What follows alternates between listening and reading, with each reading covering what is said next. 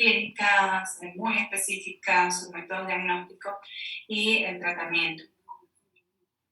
Bien, entonces acá en este tema pues vamos a abordar lo que es tuberculosis pulmonar solamente. Bueno, ustedes ya lo han escuchado, tuberculosis es una enfermedad endémica, sobre todo en países bajo o en vías de desarrollo, y que pues hasta ahora no se ha logrado erradicarla, como la OMS establece que para el 2030 ya deberíamos estar o darle fin a la tuberculosis. Es una enfermedad que tiene ya varios años y que pues actualmente pues no se ha logrado su erradicación completa. Bueno, definimos la tuberculosis como una infección bacteriana pulmonar, como su nombre lo dice, tuberculosis pulmonar. Es una infección que puede ser aguda, que puede ser crónica, dependiendo de, digamos, de las circunstancias del paciente, y que generalmente pues, es causada principalmente por el complejo Mycobacterium tuberculosis. Hablamos de complejo cuando nos referimos a un conjunto de especies dentro del mismo género. En este caso estamos hablando del género o de la especie africana, Mycobacterium connecting, Mycobacterium bovis y entre otras. Hay un sinfín de especies. Bueno, la tuberculosis, una vez que ingresa al tejido, en este caso pulmonar, produce lo que es una reacción de hipersensibilidad, una activación de la cascada inflamatoria. En este caso, una lesión tisular llamada granuloma, que más adelante les voy a especificar cómo y por qué se forma. Bien, no solamente está a nivel de los tejidos pulmonares, sino también por ejemplo, si este encuentra a nivel renal o a nivel de médula ósea, puede encontrar estos granulomas en estos diferentes órganos o sistemas.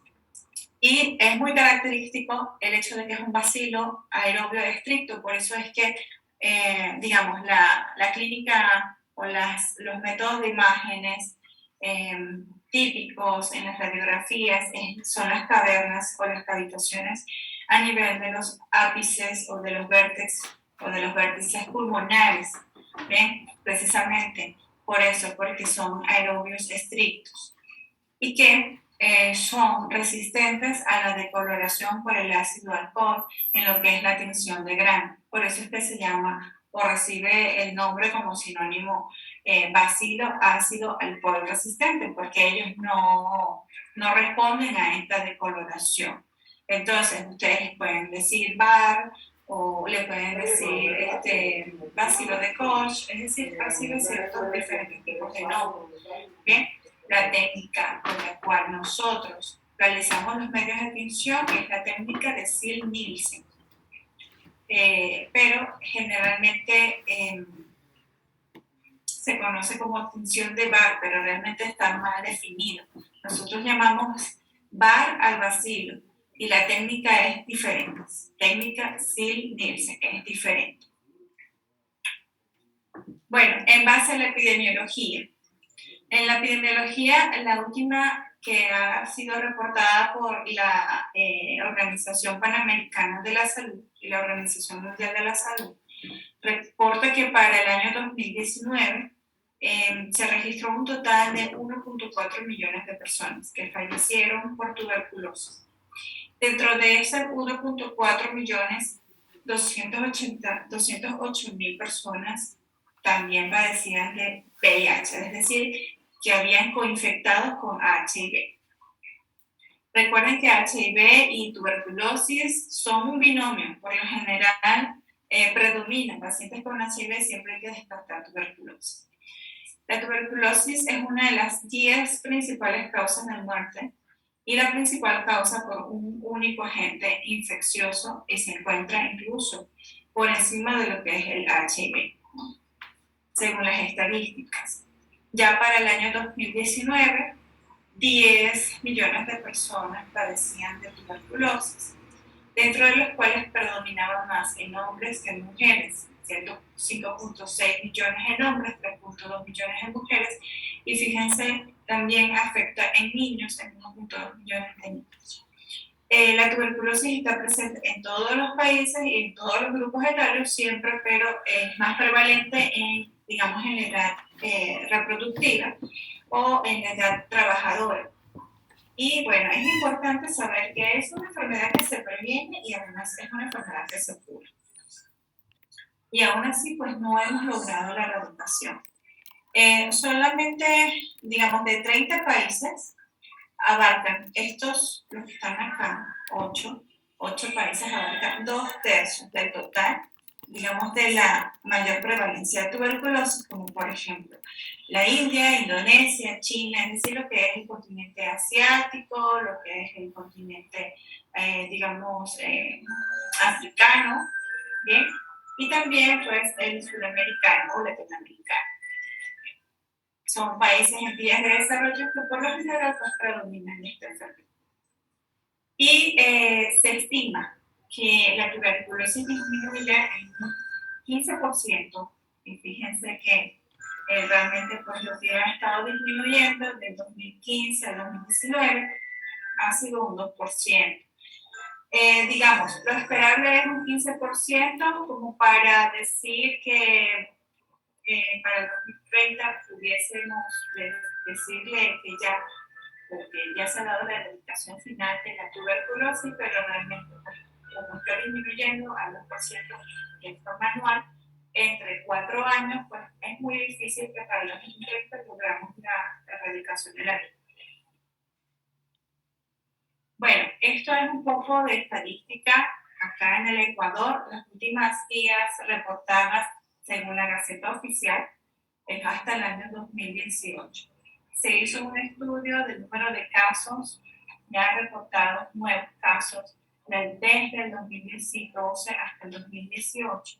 En este periodo de tiempo, como ustedes pueden observar, tenemos lo que está en línea azul son los casos nuevos.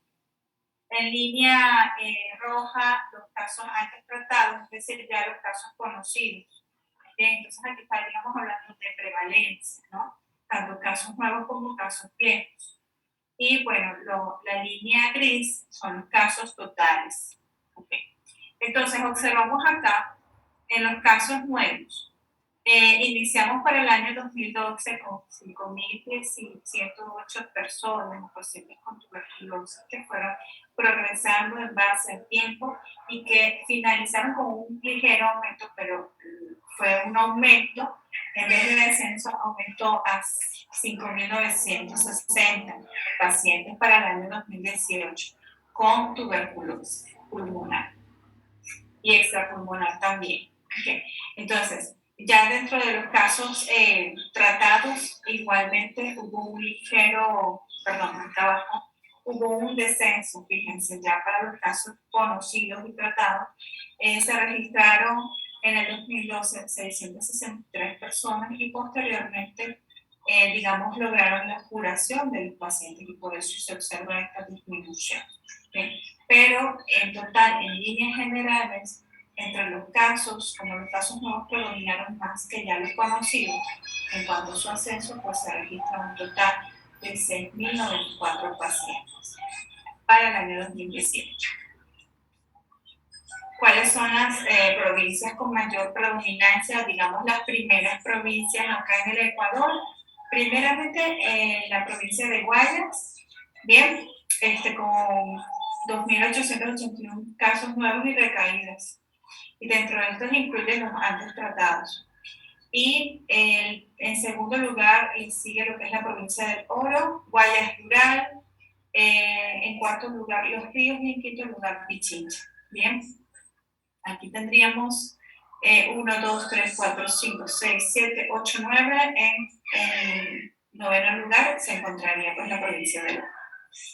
Pero esto es para el año 2018. Bueno, tenemos que preguntarnos cuáles son los factores de riesgo, cuáles son esos pacientes que están, digamos, expuestos a contraer la tuberculosis, porque de acuerdo a ello nosotros vamos a actuar en la prevención. Primeramente, la edad reproductiva, que es la que se relaciona, bueno, mayormente el sexo masculino, que es con la que se relaciona pues la, la edad, digamos, ocupacional, por decirlo así, de esa manera, ¿no? La población trabajadora activa. ¿Sí? También va a depender de otros hábitos. Por ejemplo, si es un paciente que está privado de libertad, tiene mayor riesgo. O si es un paciente que es personal de salud, también tiene mayor riesgo. O en el caso de que trabaje en lo que son en estas instituciones de privaciones de libertad, pues también, ¿no? Entonces hay que observar cuál es la ocupación del paciente. Bien, los países en vías de desarrollo son los que mayor prevalencia tienen. Los pacientes portadores de HIV tienen un mayor porcentaje muy grande de padecer tuberculosis. Siempre se considera como una especie de binomio, precisamente si un paciente HIV obligatoriamente hay que descartar tuberculosis. Aquellos pacientes inmunosuprimidos también se han reportado, por ejemplo, aquellos pacientes que tengan déficit nutricional o desnutrición tienen un riesgo 3 veces más de desarrollar o de padecer HIV, o aquellos pacientes diabéticos, ya que no están bien controlados o que tienen incluso un consumo de alcohol crónico, un tabaquismo crónico, esto también aumenta el riesgo de contraer tuberculosis.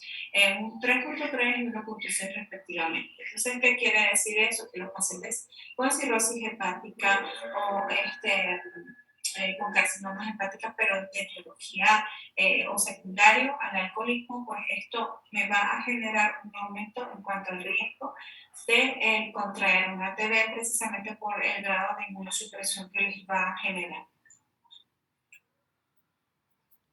Bueno, hablando un poco de transmisión, tenemos que saber cómo se transmite la tuberculosis, porque muchas veces pensamos, bueno, sí, es a través de que la persona enferma habla, entonces todo se ríe, canta y nosotros estamos al frente del paciente y adquirimos la infección. Pues no es tan así, es decir, por supuesto, se va a transmitir a través de las gotitas de Fluger, pero además de eso, se ha documentado que se generan gotitas muy, muy pequeñitas, que son las partículas menos de 5 micras, en el cual se transmite de forma aérea, es decir, a través del aire. Supongamos una persona que tenga tuberculosis, esté en un ambiente cerrado, en el cual hable, cante, tosa, ría, ahí se dispersan las partículas de saliva, pero el vacío puede quedar flotando, es decir, las partículas de saliva se evaporan y el vacío puede quedar flotando en el aire. Entonces llega otra persona al rato que no está este paciente llega, entra y se va, llega otra persona en el mismo ambiente donde estuvo este paciente enfermo y puede adquirir este vacío. O para decirlo de algo, un ejemplo bastante práctico, cuando ustedes viajan en el avión, si una persona se sienta en el primer puesto, todos esos pacientes, todas las personas que estén expuestas a ese, digamos, a ese caso índice o a ese caso cero en el que está aportando la tuberculosis, todos van a adquirir la tuberculosis en ese avión. ¿Ya? Entonces, la forma se transmite de dos formas, tanto indirecta a través de las partículas suspendidas en el aire y de forma directa a través del contacto respiratorio, es decir, a través de conversar con la persona afectada por las gotitas de Fluger. Bueno, entonces, más de lo que les estaba comentando, estas gotitas menores a 5 micras son los núcleos de microgotas donde contienen varios bacilos tuberculosos en el cual son evaporados y estos quedan suspendidos en el aire. La única, digamos, muchas veces preguntan, ¿y esta tuberculosis, cuando se trata de tuberculosis extrapulmonar, si es transmisible o no? Y muchas veces nosotros tenemos que saber que la única TB extrapulmonar que se transmite a otros es la laringe, más nada. Y la pulmonar, por supuesto, como tuberculosis pulmonar, pero no entraría dentro de este grupo. Entonces, las otras tuberculosis extrapulmonares no se consideran transmisibles. Y en el caso de por ejemplo, si una persona que tiene hábitos de ingerir leche, más que todo personas del campo, que no son pasteurizados o no son, bueno, no están bien pasteurizados, están contaminados de ganado que está enfermo por Mycobacterium bovis. Entonces, a través de la ingestión de leche no pasteurizada, pues también se puede ingerir o se puede adquirir la infección, pero este mecanismo de transmisión es de forma indirecta a través de la leche contaminada. Bueno, aquí hablamos un poco más de patogenia. Tenemos que saber, bueno, aquí tenemos en este dibujito esta persona que inhala lo que es el bacilo de la tuberculosis. Recuerden que él está muchas veces envuelto en estas partículas muy chiquititas de 5 micras o menos de 5 micras. Por lo tanto, estas partículas de este tamaño, digamos, evaden la respuesta, digamos, la barrera cutánea principal. En este caso serían las vibrisas, el moco nasal. Todo esto son barreras de defensa, de primera línea. Pero, digamos, las gotitas de Fluger, como miden más de 5 micrómetros o miden más de 10, son retenidas a nivel de esta mucosa nasal o de las vías respiratorias superiores. Pero en vista de que este bacilo se transmite a través del aire y que está dentro de partículas menores de 5 micras, evaden todas estas respuestas y llegan hacia lo que son los alvéolos pulmonares. Eso es importante saberlo, porque es que tienen la capacidad de llegar a los alvéolos. Entonces, muchas veces, ¿qué ocurre? Estos bacilos, de eso va a depender también del tamaño y del número del inóculo bacteriano. Si son pocos bacilos y la persona es inmunocompetente, estos macrófagos que se encuentran a nivel de los alvéolos van a fagocitar estos bacilos y hasta ahí va a ocasionar una reacción tisular, que en este caso sería el granuloma, y se va a mantener o se va a resolver la enfermedad de forma espontánea. Ven que muchas veces ni siquiera es percibida por la radiografía de tórax, ¿no? Pero cuando ocurre pues, un aumento del número de tamaños de bacilos, ¿qué ocurre? Generalmente pues llegan acá a nivel alveolar, son destruidos por estos macrófagos alveolares. En el caso o al cabo de 2 a 10 semanas, son fagocitados o se forman los llamados granulomas, que generalmente esto acá, como ustedes ven en esta imagen, en este centro se origina un tejido necrótico, precisamente porque hay, digamos, la lisis de estos macrófagos junto con estas bacterias. Entonces, a nivel de anatomía patológica van a reportar lesiones licuefactas, granulomatosas con un centro necrótico licuefactas, precisamente por esta interacción de los macrófagos alveolares con los bacilos. Bien. Entonces, una vez que esto se forma, ¿y cuál es la finalidad? Porque muchas veces nosotros decimos, ¿cuál es la finalidad de formar, de que el organismo forme estos granulomas en estos tejidos? La finalidad es que acá se concentran los bacilos, rodeados por macrófagos, rodeados por, digamos, la liberación de linfocitos y la cascada inflamatoria, y por las células de Langhans y las células gigantes, para poder contener estos bacilos y crear, digamos, una enfermedad autolimitada o latente. Es decir, que esta enfermedad, una vez que es encapsulada por estos granulomas, una vez que es encapsulada, esto al tiempo puede calcificarse, ¿bien? Es decir, existen bacilos allí latentes que no pueden seguir creciendo, pero sin embargo se encuentran, digamos, encapsulados o envueltos por los macrófagos y que al final, pues, se puede mantener. Ajá. A ver, José, levantaste la mano. Sí, lo que pasa es que no le entendí muy bien, no sé si puede repetir esa parte. Ajá, ¿cuál parte quieres que te repita? La parte en la que dijo que por qué se forma esas cavernas del tubérculo, eso no lo escuché. Ya, cualquier cosa, si no me escuchan bien, me a colocar esto más cerca. Ok, entonces muchas veces el organismo forma estos granulomas precisamente para contener la infección. ¿Y qué ocurre? Ocurre que se puede observar en la radiografía unas lesiones calcificadas. Dentro de esas lesiones calcificadas, que sería el granuloma, que está conformado por los macrófagos que envuelven estos bacilos, a la larga, pues, digamos, durante el tiempo, pudiese ser que ese paciente, ya sea por un proceso de inmunidad, de una disminución de la inmunidad, estos bacilos puedan, digamos, salirse de estos granulomas y volver a generar nuevamente la enfermedad. ¿Bien? Entonces, realmente la finalidad de los granulomas es contener estos bacilos y crear una enfermedad limitada, por decirlo de esta manera. ¿Bien?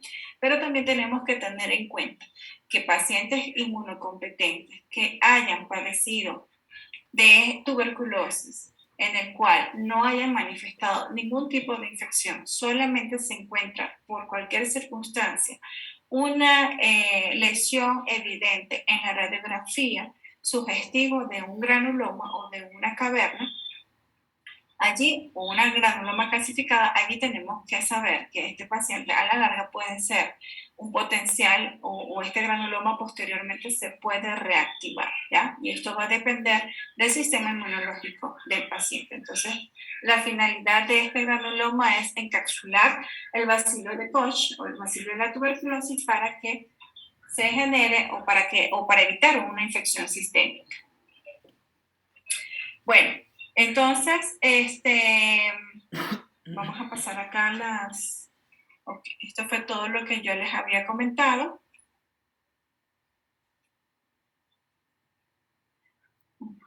Listo.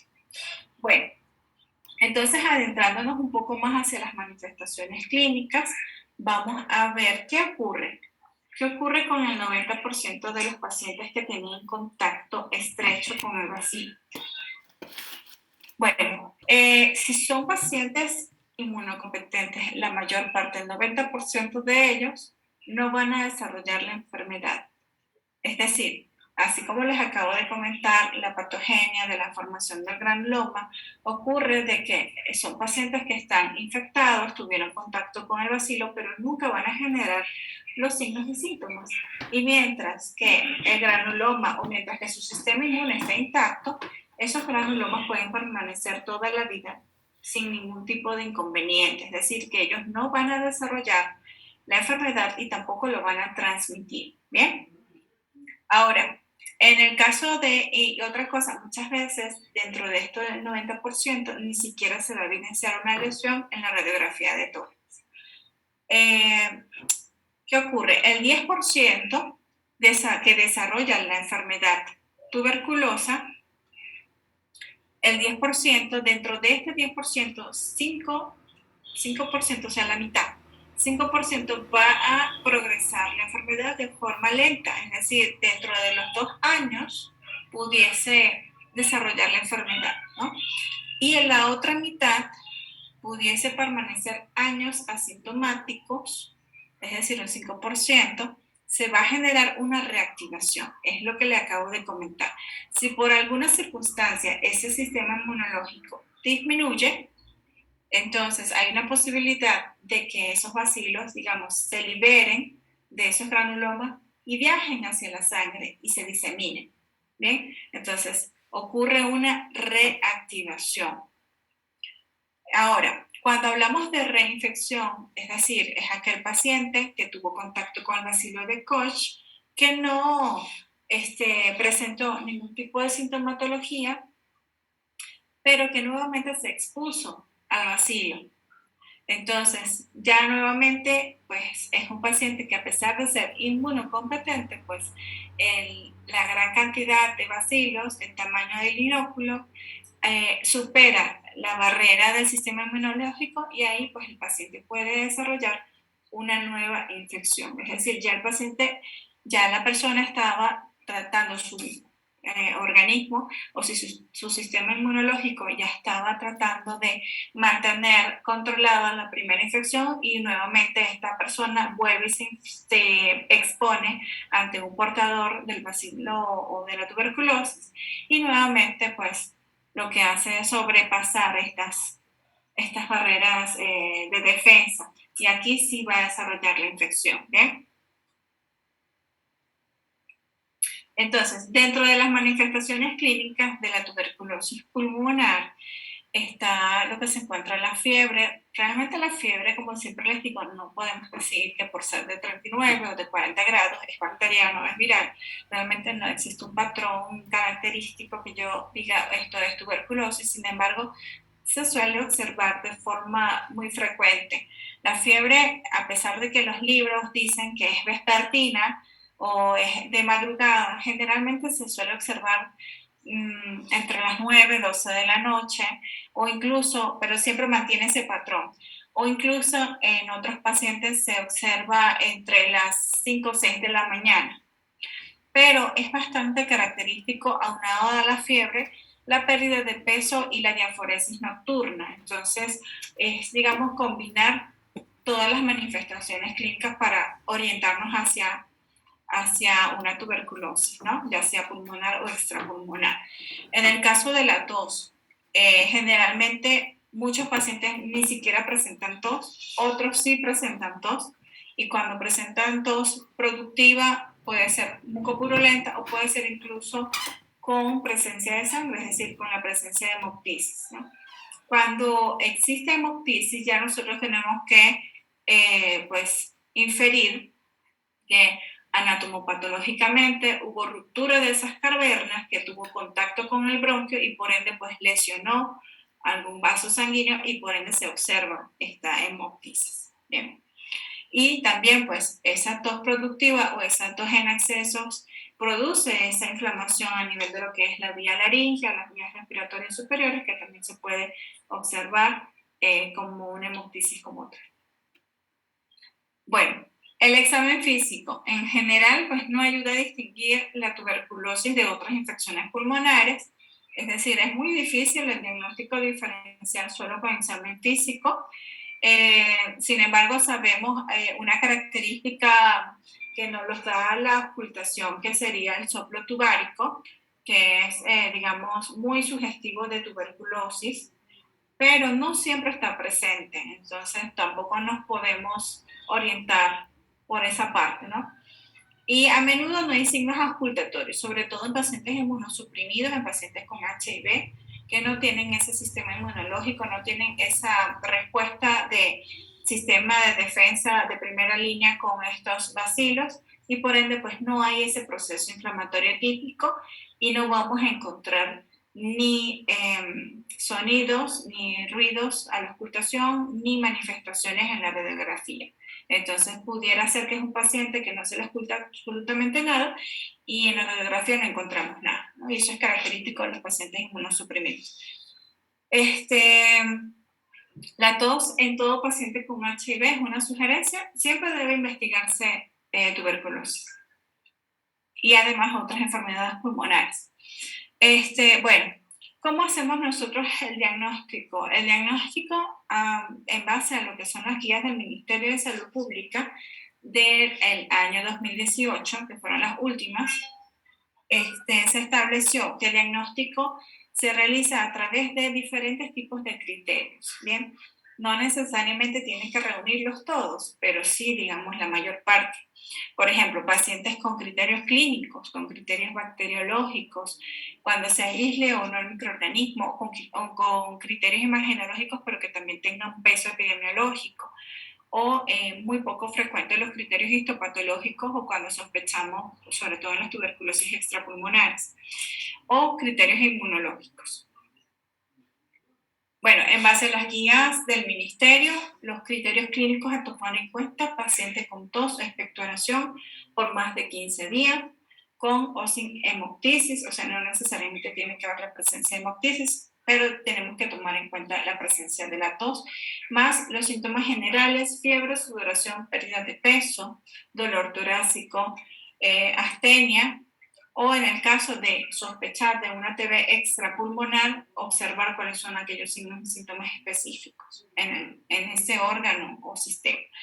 En cuanto a los criterios bacteriológicos, pues tenemos que tomar en cuenta si existe el aislamiento del bacilo a través de la observación directa del mismo, o sea, la baciloscopía, o el aislamiento del bacilo a través de medios de cultivos, o la realización de la PCR en tiempo real. Bien, entonces actualmente, según lo que establece el Ministerio de Salud, se realiza el PCR o la PCR en tiempo real en todo paciente cuando nosotros sospechamos de tuberculosis. Bueno, el cultivo, en beneficio o en ventaja a la baciloscopía, pues es más sensible.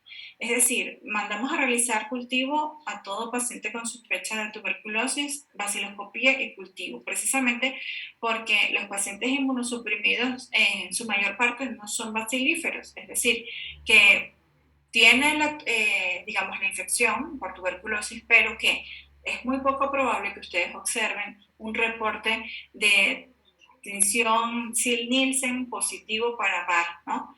Es muy poco probable. Entonces no quiere decir que el paciente, si no se observa, no quiere decir que el paciente no lo tenga. Entonces, por eso se debe indicar el cultivo combinado con la baciloscopía, porque el cultivo es más sensible que la misma. ¿Cuál es la desventaja? La desventaja es que tenemos que esperar los resultados al cabo de 2 a 6 semanas, pero la ventaja es que aumenta pues el diagnóstico por su alta sensibilidad para lo que es la TB pulmonar.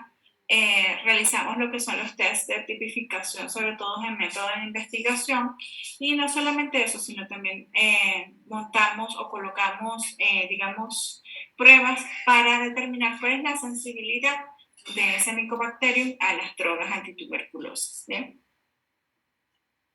Bueno, este es el estudio que les acabo de mencionar, la reacción en cadena de polimerasa. No solamente me diagnostica si existe o no la presencia del Mycobacterium, sino también me da la información de si ese Mycobacterium es resistente a la rifampicina. Y el resultado está en cuestión de minutos, es lo más importante. Otro de los criterios diagnósticos es el criterio imagenológico. Aquí tenemos que tener, digamos, bastante ojo en el sentido de que sí se recomienda utilizar la radiografía de tórax como soporte al diagnóstico clínico porque tiene una alta sensibilidad, pero también tenemos que tener en cuenta que no todos los pacientes con tuberculosis van a tener una radiografía de tórax típica.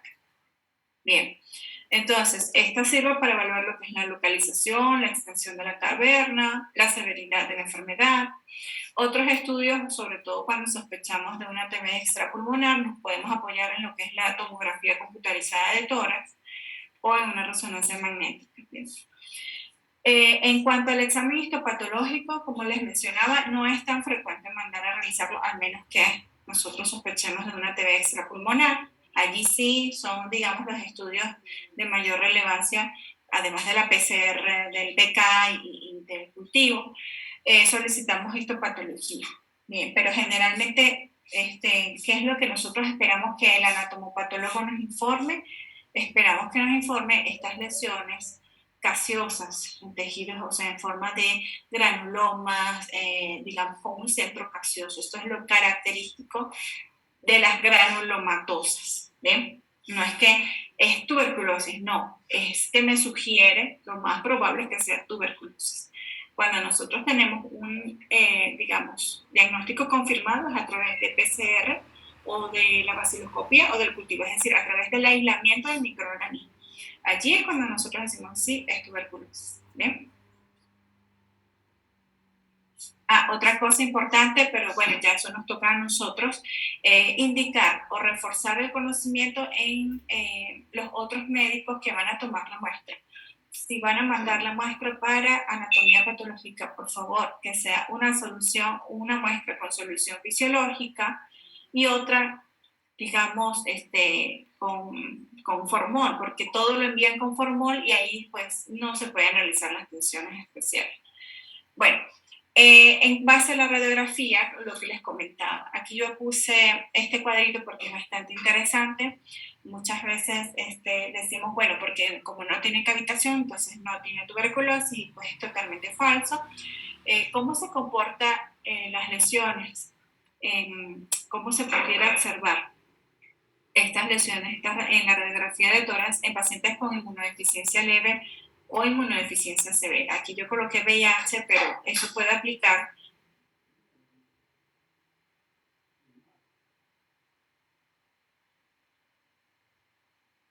para otros pacientes inmunosuprimidos. Entonces, era típico, cavitaciones, infiltrados, sobre todo en los lóbulos superiores, por lo que les comentaba que el bacilo es estrictamente aeróbico, y que pudiese también observarse un infiltrado intersticial bilateral o un derrame pleural, o incluso una imagen de consolidación, ¿no? Algo muy, muy típico, muy característico a lo que estamos usados o lo que estamos acostumbrados a observar en la literatura, pero también tenemos estos pacientes que se comportan de forma muy atípica, en donde no podemos, digamos, descartar este diagnóstico.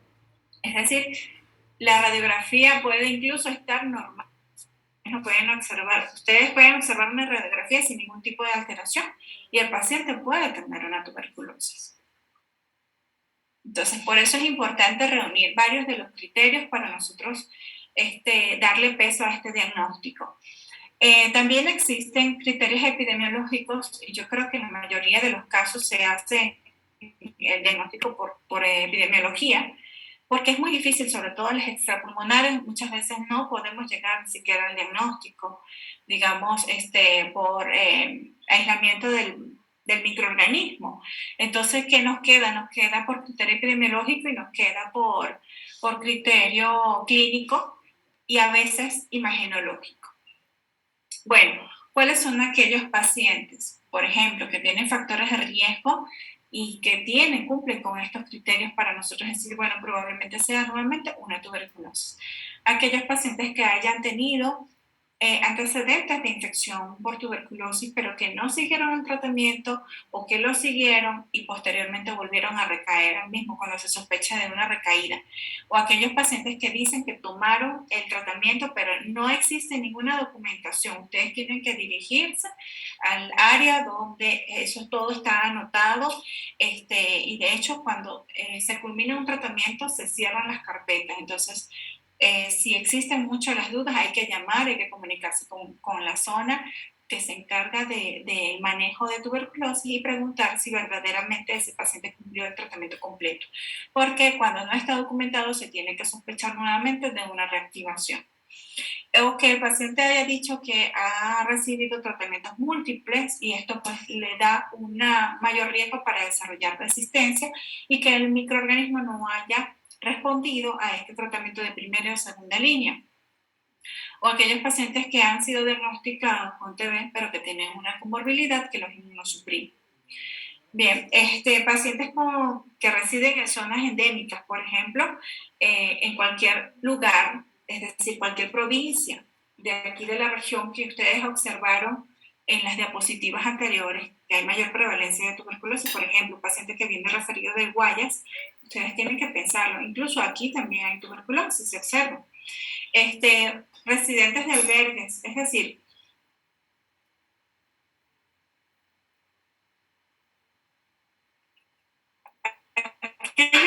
aquellas personas que estén en instituciones cerradas, donde se considere, digamos, hacinamiento, donde se promueva lo que es el hacinamiento.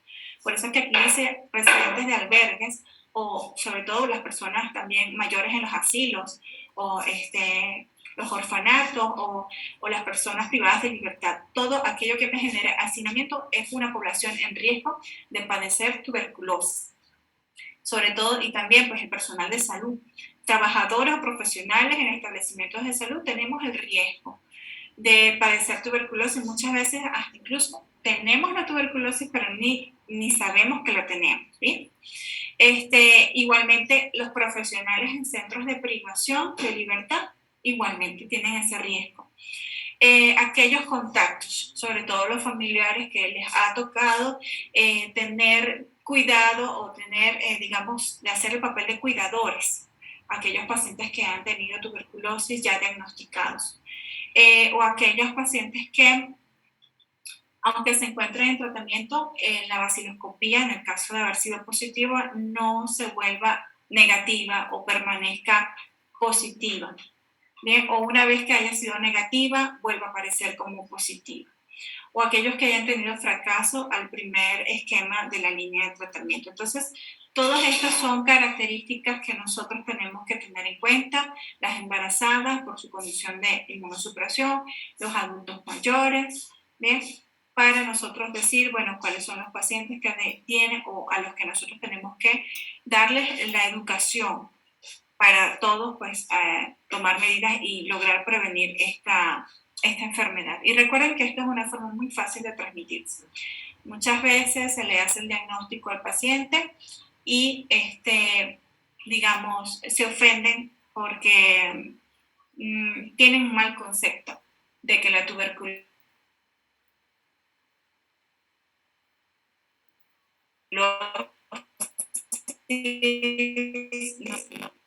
sí, digamos, hay mucho tabú en cuanto a la adquisición de la tuberculosis, pero resulta que es por desconocimiento. La tuberculosis la podemos nosotros adquirir a través del aire, así mismo como el COVID. Entonces, imagínense, una transmisión de un microorganismo por el aire es muy fácil de adquirir. Ahora, ok. Entonces, ¿qué quiere decir con eso? Quiere decir que no tiene nada que ver con la clase social, no tiene nada que ver con promiscuidad. ¿Okay? Bueno, ahora, en cuanto al criterio inmunológico, todo va a depender del resultado del PPD. Es decir, todo aquel paciente que por cualquier indicación se le haya iniciado una profilaxis con isoniazida, es decir, todos aquellos pacientes que resulten al PPD positivo y que nunca hayan manifestado la enfermedad, se les recomienda iniciar la profilaxis con isoniazida, ¿ya? Pero eso ya es otro tema un poco más profundo. Bueno, ¿cuál es el esquema de tratamiento? Vamos a tratar, digamos, de hablar lo más genuina y tuberculosis sensible. Primeramente, el objetivo del tratamiento es erradicar el estado de portador o erradicar la transmisibilidad y curar al paciente, por supuesto, y mejorar la calidad de vida. Entonces, tenemos que tomar en cuenta que existen, para una tuberculosis pulmonar con Mycobacterium sensible a los fármacos, la duración del tratamiento son 6 meses, ¿bien? Y que está compuesto por dos tipos de esquemas muy diferentes. 2 meses iniciales, que es lo que nosotros llamamos dosis de ataque o dosis inicial, con 4 fármacos. En este caso, la H significa isoniazida, la R significa rifampicina, la Z tiracinamida y la E etambutol. Bien, entonces serían 4 fármacos juntos que vienen en una tabletita. ¿Okay? Y luego, después de que pasa esta fase de iniciación o de inicio, pasamos a la fase de consolidación o de mantenimiento que va a durar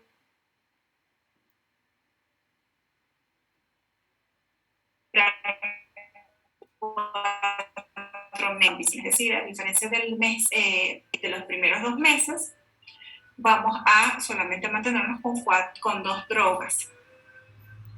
Ok, entonces, esto va a ser, ¿cómo se le va a dar la indicación? Por lo general, lo que se recomienda es que el personal de salud o el que esté a cargo acuda al domicilio en caso de que el paciente no vaya a la institución, al de ustedes, o sea, que ustedes verifiquen que el paciente se tome el tratamiento. Eso es importante y eso tiene que ser así. Porque si no es así, el paciente puede botar la pastilla, puede guardarlo debajo de la cama, muchas cosas en el cual él va a seguir siendo, digamos, portador, va a transmitir el Mycobacterium, todos los familiares van a correr el riesgo de adquirir la infección, entonces así es que se va propagando más la enfermedad. Bien, entonces eso es lo importante. Lo otro es, si son pacientes hospitalizados, reciben el tratamiento, digamos, 7 veces, o sea, todos los días, diario, todos los días. Ahora, si son pacientes ambulatorios, reciben el tratamiento por 5 días. Bien. Bueno, en el caso de que el micobacterio o que el paciente no responda al tratamiento de primera línea o que haya una recaída o que haya abandonado el tratamiento o que haya un fracaso, bueno, generalmente tenemos que confirmar si existe la sensibilidad a rifampicina y esto se prolonga por 9 meses más, pero ya esto es un manejo aparte. Bien. Acá les coloco cuáles son los fármacos y cuáles son las dosis, porque sí tenemos que saber que para cada el paciente se tiene que pesar y tenemos que calcularlo en base al peso. En base a la prevención. En base a la prevención, tenemos que tener en cuenta que existe una vacuna, que es la vacuna, la BCG, que es esa típica vacuna que le ponen al recién nacido, donde le sale la típica ampolla, donde las mamás se preocupan mucho porque no saben qué hacer cuando le sale la costra. Entonces, bueno, esta es la reacción adversa o esa cicatriz que todos tienen en el brazo. Esto es por la colocación de la vacuna de la BCG. Realmente esta vacuna, digamos, no me va a prevenir la tuberculosis pulmonar. Lo que me va a prevenir son las manifestaciones severas o las complicaciones o las tuberculosis extrapulmonar. Eso es lo que me va a prevenir. Entonces, realmente, ¿cuánto tiempo tiene de inmunidad la vacuna? Aproximadamente 10 años es lo que perdura la inmunidad, o lo que nos confiere esta vacuna. ¿Y qué es realmente? ¿Por qué se coloca en los recién nacidos? Porque lo indicado es que la vacuna se coloque a todo niño dentro de las primeras 24 horas. ¿Sí? Máximo, sí, las primeras 24 horas. En caso de que exista alguna circunstancia donde no se pueda colocar, también se puede colocar hasta el año de edad, ¿no? Bien, entonces, entonces, ¿cuál es el objetivo de la vacuna? El objetivo es prevenir, ya sea las formas diseminadas como la tuberculosis meningia, la tuberculosis biliar, las formas graves. Entonces, realmente lo que es el objetivo de la vacuna es prevenir una secuela. Ese es el objetivo de la vacunación.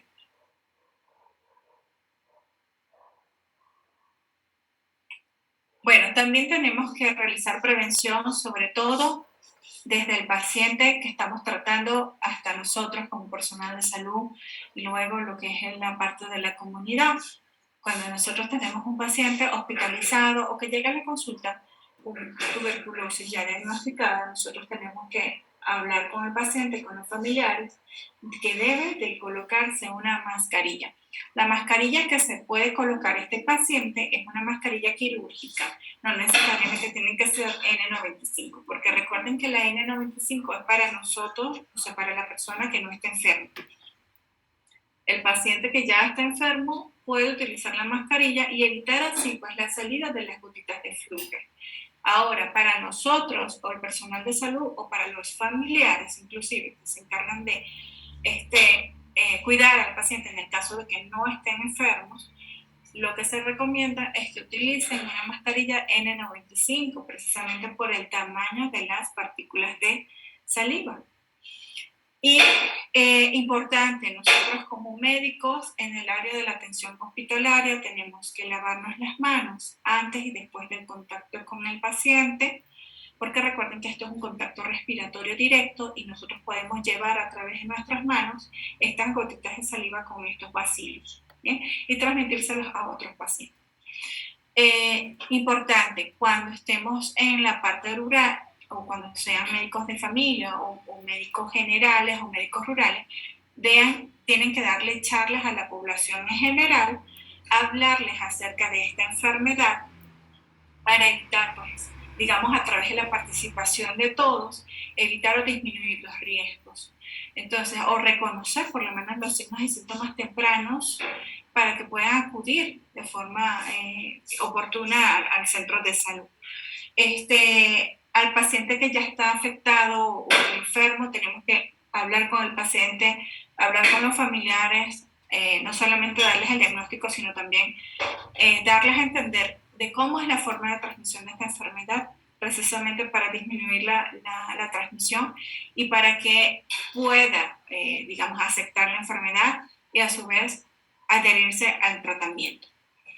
Y por supuesto, en epidemiología se realiza mucho, o nosotros como médicos no necesariamente tenemos que ser epidemiólogos, tenemos que identificar cuáles son aquellos contactos cercanos al paciente, cuáles son los cuidadores, porque, o cuáles son los familiares que conviven con el paciente para nosotros vamos a hacer la prevención, porque la mayor parte de pacientes son contactos. Entonces, esto es importante. Bueno, chicos, no sé si tienen alguna duda o alguna pregunta.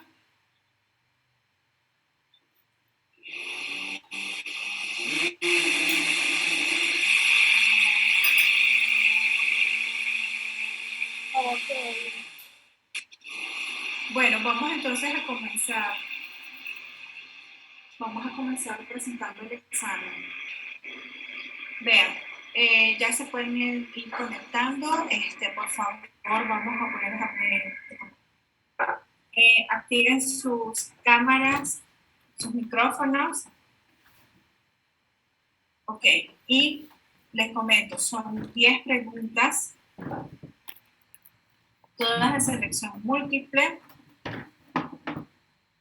Ok, la mayoría son de conocimiento y hay otras que son casos clínicos bastante sencillos, así que les recomiendo leer bien la pregunta, la respuesta y responder. Una vez que responden ya no pueden retroceder ni adelantar.